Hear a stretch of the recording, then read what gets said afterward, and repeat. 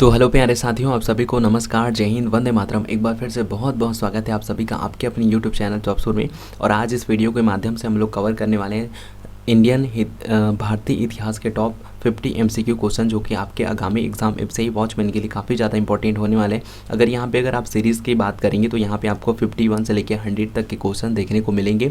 अगर आपके मन में अगर ये एक सवाल होगा ना कि सर तो बाकी 50 क्वेश्चन का है, तो देखिए आज की जो मैंने कंटेंट एक और जो अपलोड किए हैं यूट्यूब में, जिसमें ज्योग्राफी है, वहाँ से 1 से लेकर 50 तक क्वेश्चन मैंने उसमें कवर किए। उसके बाद 51 से लेकर 100 तक आपको इतिहास से संबंधित क्वेश्चन देखने को मिलेंगे। फिर उसके बाद जो और नेक्स्ट सीरीज़ आएगी जिसमें कॉन्स्टिट्यूशन हो गया, फिर विविध हो गया, फिर साइंस हो गया, फिर इकोनॉमिक्स। तो इस तरह से आपको रेगुलरली क्लासेस आपको देखने को मिलेंगी। तो उम्मीद करता हूँ सारे कंटेंट आपको पसंद आएंगे। और ये सारे जो क्वेश्चंस हैं मैंने ऑलरेडी आप लोग के साथ जो बुक शेयर करा है आर गुप्ता कृत की, है ना, जो कि एफएसआई वॉचमैन एग्जामिनेशन के लिए काफ़ी ज़्यादा हेल्पफुल रही थी। तो मैंने उसी बुक से सारे क्वेश्चन इंक्लूड कर रखे हैं। तो जो उस क्वेश्चन को पढ़ रखे हैं तो वो यहाँ पे अपना रिविजन माता के लिए इस वीडियो को देख सकते हैं। तो चलिए स्टार्ट करते हैं। तो 51 क्वेश्चन यहाँ पे पूछा गया है कि भारत में खोजा गया सबसे पुराना शहर कौन सा था। तो यहाँ पे इसका सही आंसर हो जाएगा ऑप्शन नंबर से, यानी कि मोहनजोदाड़ो। अगला सवाल देख लीजिए, हड़प्पा सभ्यता किस काल से संबंधित है। आपको बताना है कि हड़प्पा काल जो है वो, हड़प्पा सभ्यता जो है वो किस काल से संबंधित है। तो इसका सही आंसर देख लीजिए, ऑप्शन नंबर ए इसका सही आंसर हो जाएगा, यानी कि कांस्य युग से संबंधित है हड़प्पा सभ्यता।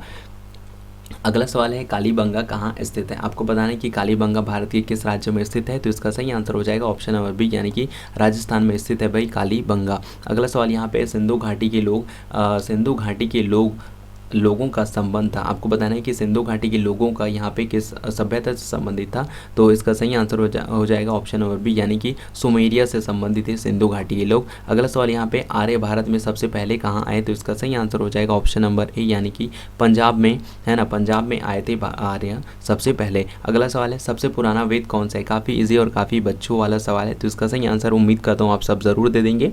तो इसका सही आंसर हो जाएगा ऑप्शन नंबर बी, यानी कि ऋग्वेद। देखिए एक बस छोटा सा बस मेरी बात मानिएगा कि जितने भी क्वेश्चन अगर आप पूरा कंप्लीट देखते हैं और आप बहुत ही ज़्यादा सीरियस और डेडिकेटेड है अपने एग्जाम के लिए, तो जब आप पूरा क्वेश्चन देखते हैं तो प्लीज़ कमेंट ज़रूर करिएगा कि आपने कितने क्वेश्चन जो है अटेम्प्ट किए और उनमें से कितने क्वेश्चन आपने सही किए। अगला सवाल देख लेते हैं कि आरंभिक वैदिक साहित्य में सर्वाधिक वर्णित नदी है।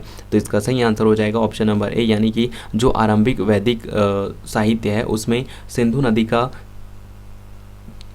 आपको वर्णन बहुत ज़्यादा देखने को मिलता है। अगला सवाल यहाँ पे उपनिषद है। आपको बताना है कि उपनिषद क्या है। तो इसका सही आंसर हो जाएगा ऑप्शन नंबर डी, यानी कि दर्शन पर आधारित जो है किताबें हैं उपनिषद। अगला सवाल यहाँ पे है कि बुद्ध को ज्ञान की प्राप्ति कहाँ पर हुई थी। तो इसका सही आंसर आप लोग ज़रूर लिखिए। तो इसका सही आंसर हो जाएगा ऑप्शन नंबर ए, यानी कि बोध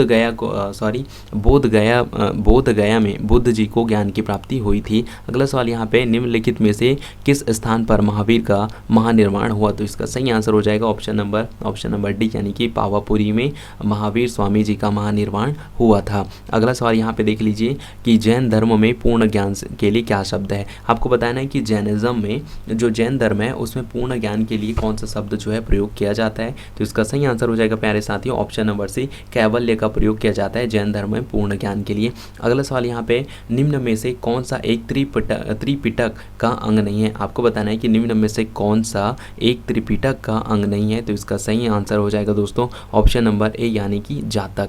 अगला सवाल यहाँ पे झेलम नदी के किनारे प्रसिद्ध विस्तता का युद्ध किन किन शासकों के बीच लड़ा गया था। काफ़ी ज़्यादा इंपॉर्टेंट और काफ़ी ज़्यादा महत्वपूर्ण क्वेश्चन है कि झेलम नदी के किनारे प्रसिद्ध विस्तता का युद्ध किन किन शासकों के बीच लड़ा गया था। तो इसका सही आंसर हो जाएगा ऑप्शन नंबर सी, यानी कि पोरस और सिकंदर के बीच में लड़ा गया था विस्वस्ता का युद्ध। तो देखिए क्वेश्चन कई प्रकार से बन सकते हैं। अब यहीं पे आपको एक क्वेश्चन और पूछा जा सकता है कि विस्तता का युद्ध, अब जैसे यहाँ पे पूछा गया है कि विस्तता का युद्ध किन किन शासकों के बीच हुआ, यहाँ पे पूछा गया। अब यहीं पे पूछा जा सकता है कि विस्तता का युद्ध कब किस वर्ष में लड़ा गया था। और यहाँ पे एक और पूछ सकता है कि जो विस्तता का युद्ध है वो किस नदी के किनारे हुआ। तो यहाँ से 3 से 4 क्वेश्चन आपको यहीं से देखने को मिल सकते हैं। अगला सवाल यहाँ पे है भारत में सिकंदर की सफलता के क्या कारण थे। अब देखिए वैसे तो कारण बहुत से थे, लेकिन यहाँ पे जो मेजर वहाँ पे परफेक्ट बैठता है आपको वो बताना है ना। आपको बताना है कि भारत में सिकंदर की सफलता के क्या कारण थे। तो इसका सही आंसर हो जाएगा ऑप्शन नंबर बी, यानी कि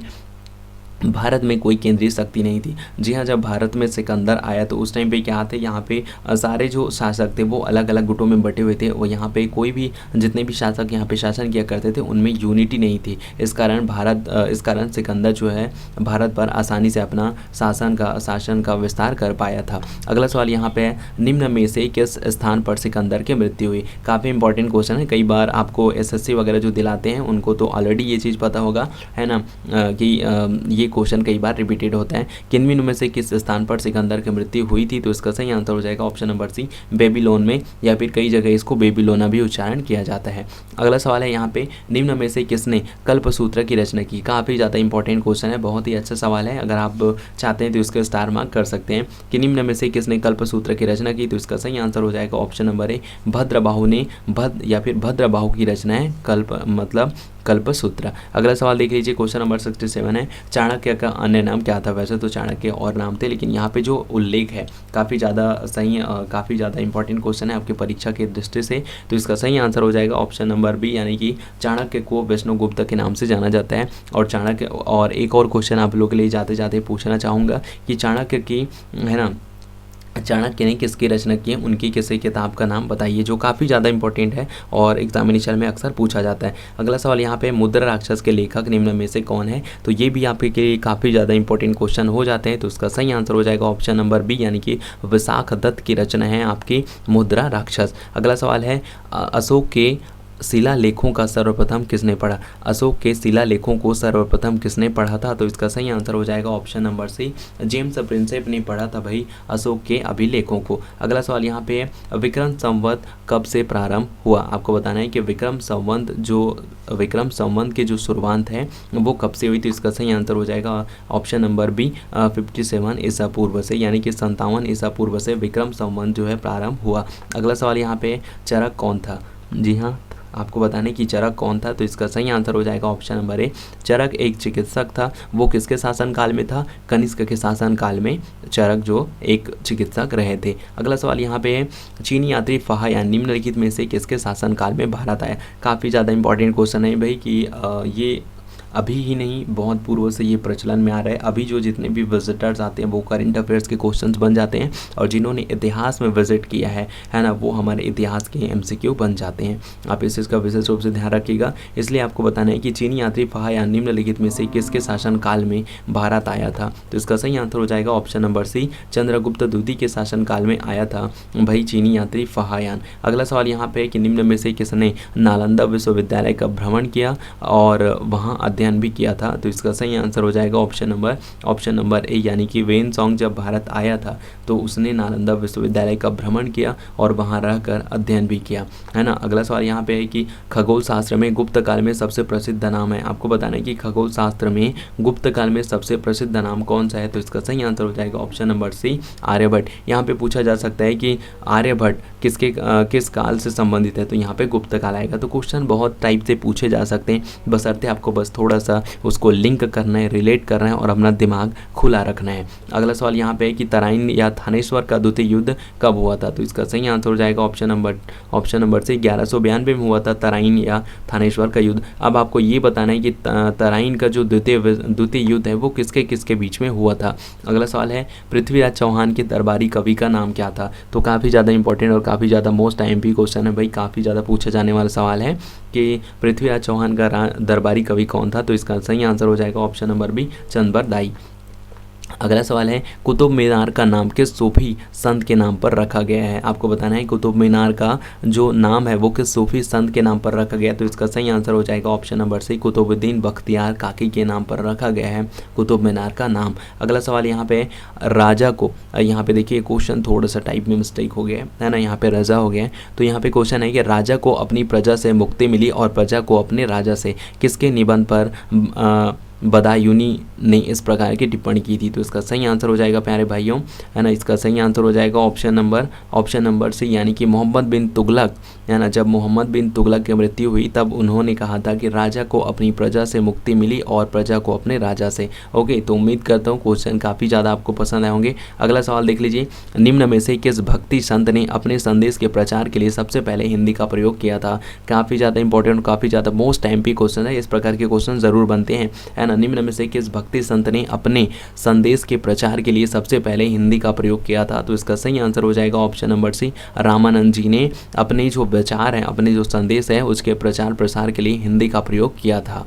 अगला सवाल यहाँ पे, चैतन्य महाप्रभु किस संप्रदाय से संबंधित हैं? तो इसका सही आंसर हो जाएगा ऑप्शन नंबर ए, यानी कि वैष्णव संप्रदाय से संबंधित है भाई आपके चैतन्य महाप्रभु जी। अगला सवाल यहाँ पे है कि भारत में चिश्तिया सूफी मत को स्थापित क्या? आपको बताना है कि भारत में जो चिश्तिया सूफी मत है उसको स्थापित किसने किया? तो इसका सही आंसर हो जाएगा option number B, Khwaja Moinuddin ने स्थापित किया किसको? भारत में चिश्तिया सूफी मत को। अगला सवाल यहाँ पे, कबीर के गुरु कौन थे? काफ़ी ज़्यादा इंपॉर्टेंट और काफ़ी ज़्यादा इजी सवाल है, तो इसका सही आंसर हो जाएगा ऑप्शन नंबर बी, रामानंद जी ने। अगला सवाल यहाँ पे, निम्नलिखित में से किस युद्ध में एक पक्ष द्वारा प्रथम बार तोपों का उपयोग किया गया था? क्वेश्चन का सीधा मकसद यही है कि आपको बताना है कि किस युद्ध में, है ना, किस युद्ध में तोपों का पहली बार प्रयोग किया गया था? तो इसका सही आंसर हो जाएगा ऑप्शन नंबर ए, पानीपत के प्रथम युद्ध में तोपों का प्रयोग किया गया था। अगला सवाल यहाँ पे है कि मुगल काल में सेना का प्रधान निम्न में से कौन सा था? आपको बताना है कि मुगल काल में सेना का प्रधान निम्न में से कौन था? तो इसका सही आंसर हो जाएगा option number B, Mir Bakhshi. अगला सवाल है, शेर शाह सूरी का मकबरा कहाँ स्थित है? तो इसका सही आंसर हो जाएगा ऑप्शन नंबर बी, सासाराम में स्थित है शेर शाह सूरी का मकबरा। अगला सवाल है, हुमायूं और शेर शाह के बीच चौसा का युद्ध कब हुआ था? तो इसका सही आंसर हो जाएगा प्यारे दोस्तों 1539 ईस्वी में, यानी कि ऑप्शन नंबर बी इसका सही आंसर हो जाएगा।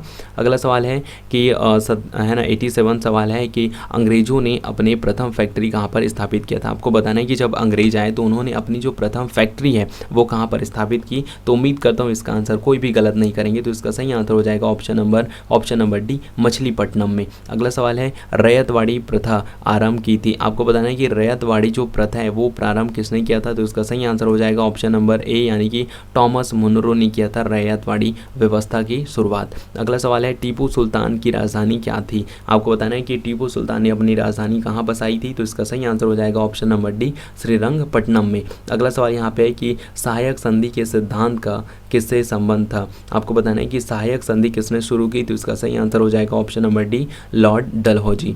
अगला सवाल है, क्वेश्चन नंबर 91 है, भारत में अंग्रेजों के समय प्रथम जनगणना हुई? आपको बताना है कि भारत में जो जनगणना हुई पहली बार तो वो किसके शासनकाल में हुई थी? तो इसका सही आंसर हो जाएगा option number C, Lord Mayo के कार्यकाल में भारत में पहली बार जनगणना हुई थी। अब देखिए यार 91 क्वेश्चन तक हम लोग पहुँच गए हैं, है ना। उम्मीद करता हूँ सारे क्वेश्चन अगर आपको पसंद आ रहे होंगे ना प्यारे भाइयों, तो प्लीज़ यार एक लाइक और शेयर और थंब तो बनता ही है, और चैनल पे पहली बार विजिट किया हो भाई, इतना मेहनत कर रहा हूँ तो प्लीज़ यार चैनल को सब्सक्राइब ज़रूर कर लेना।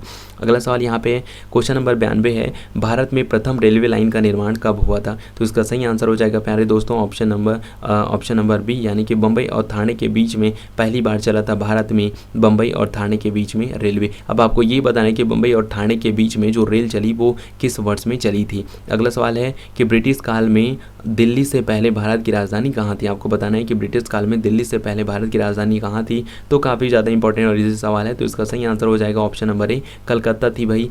देख लीजिए जिसको नहीं पता कि भारत में जो ब्रिटिश गवर्नमेंट के टाइम पीरियड में दिल्ली से पहले भारत की राजधानी कलकत्ता में थी। अगला सवाल है, सती प्रथा का अंत करने तथा ठगी को समाप्त करने का श्रेय किसको जाता है? तो इसका सही आंसर हो जाएगा option number B, Lord William Bentinck को इसका श्रेय जाता है। अगला सवाल है कि भारतीय राष्ट्रीय कांग्रेस के सर्वप्रथम मुस्लिम अध्यक्ष थे? आपको बताना है कि भारतीय राष्ट्रीय कांग्रेस के सर्वप्रथम मुस्लिम अध्यक्ष कौन थे? तो इसका सही आंसर हो जाएगा option number D, Badruddin Tyabji. अगला सवाल यहाँ पे है कि दक्षिण अफ्रीका से लौटने के बाद गांधी जी ने प्रथम सफल सत्याग्रह आरंभ किया? आपको बताना है कि दक्षिण अफ्रीका से लौटने के बाद, है ना, गांधी जी ने सबसे पहले जो सफल सत्याग्रह है वो कहाँ से आरंभ किया? तो इसका सही आंसर हो जाएगा ऑप्शन नंबर सी, चंपारण में।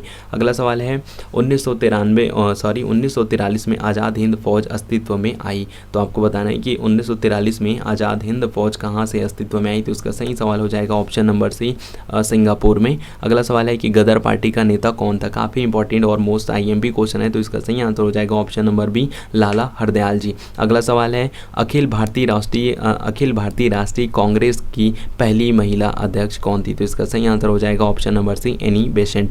अगला सवाल और आज का अंतिम सवाल है कि महात्मा गांधी को सर्वप्रथम राष्ट्रपिता किसने कहा था? तो इसका सही आंसर हो हो जाएगा प्यारे दोस्तों option number D, Subhash Chandra Bose ji. तो उम्मीद करता हूँ सारे जो 50 क्वेश्चन थे आप लोग को बहुत पसंद आए होंगे। बाकी किसी क्वेश्चन को लेकर अगर आपके मन में कोई डाउट हो या फिर कंटेंट से रिलेटेड कोई सुझाव देना चाहते हैं या फिर अपनी जो अभी आप एग्जामिनेशन देने वाले हैं उसके संबंध में कोई और सवाल पूछना चाहते हैं तो कमेंट सेक्शन ओपन है, ज़रूर कमेंट करिएगा। तो चलिए मिलते हैं नेक्स्ट वीडियो में, तब तक सबको bye bye, have a great day, जय हिंद, वंदे मातरम।